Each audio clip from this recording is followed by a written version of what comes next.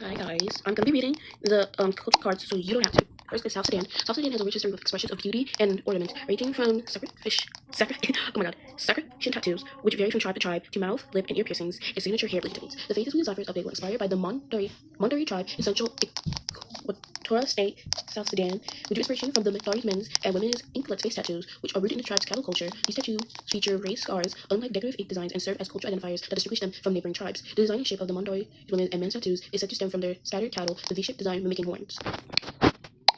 This is the male Sudan. The toque is a traditional garment from Sudan worn by women. It is a beautiful symbol of elegance, rebellion, and heritage, known for its intricate patterns and embroidery styles. It consists of a single 15-foot long piece of cloth wrapped around the body and head, worn over matching inner garment.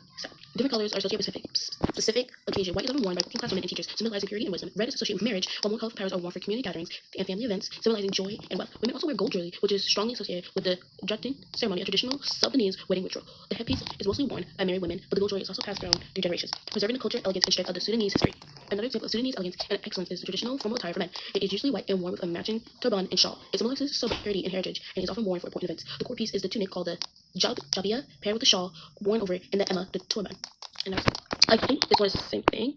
No, this is Palestine. The traditional robe dress for women is the soul of Palestinian culture. It consists of a long flowing robe decorated with intricate embroidery called tapneries. It is at the heart of Palestinian garments and varies between different regions. The Bedouin robe, also called malak, features some of the most intricate patterns and is often associated with wedding attire. The Ramallah robe is recognizable by its white fabric, red silk threads, and compressed motifs.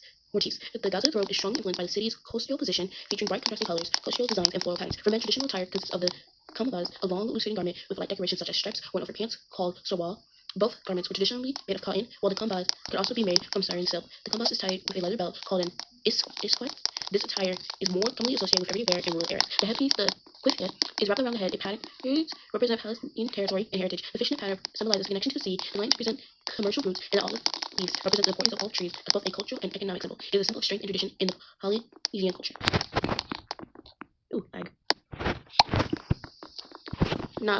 Navajo Nation. Oh, I really don't know how to say this. Apologize if I say stuff wrong. If I've been saying stuff wrong. Of the Java fashion has a long, fascinating history of adaptation and resilience, with many events and colonial pressures shaping the contemporary non-Navajo style of dress.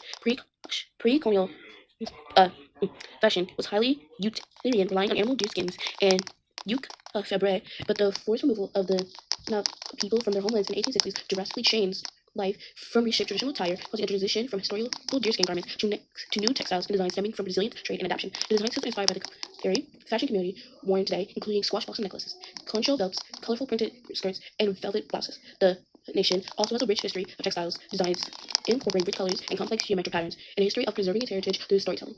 Weave has been used to create dresses, notably the bai dress, tapestries, blankets, and saddle blankets. The impact of Navajo and Native American fashion as a whole can be felt globally, with Western cowboy aesthetics often drawing on and stemming from traditional Native attire and accessories, concho belts, turquoise jewelry, and more. Haiti.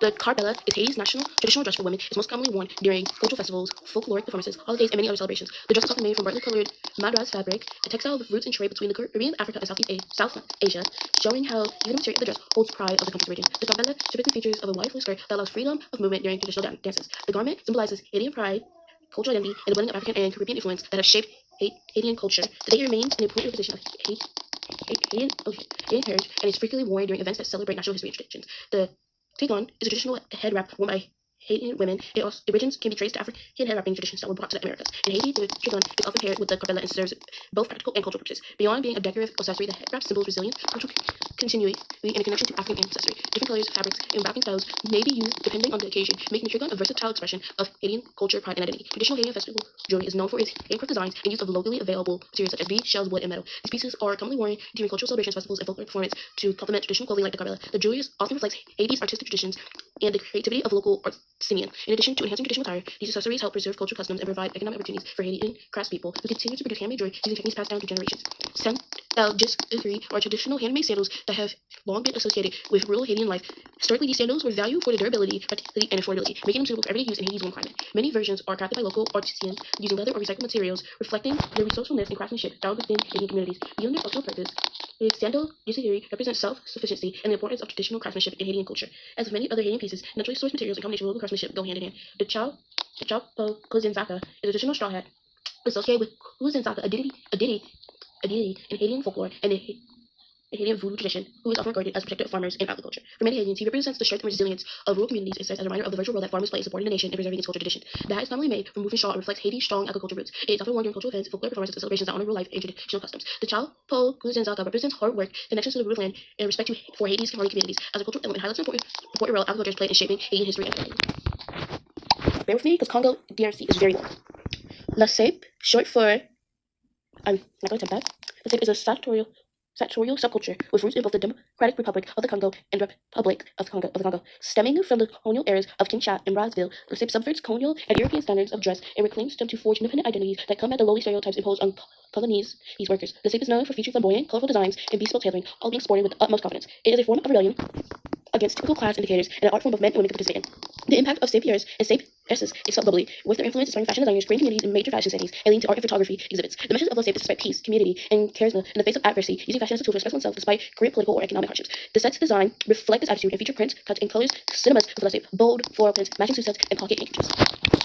And that is all the cultural cards. I apologize if I said anything wrong. If I had paused because I didn't know how to say something, so I was just gonna go over it. But if I said something wrong, let me know. It's always fun to learn about a different culture or another country. But hope you enjoy. Bye bye.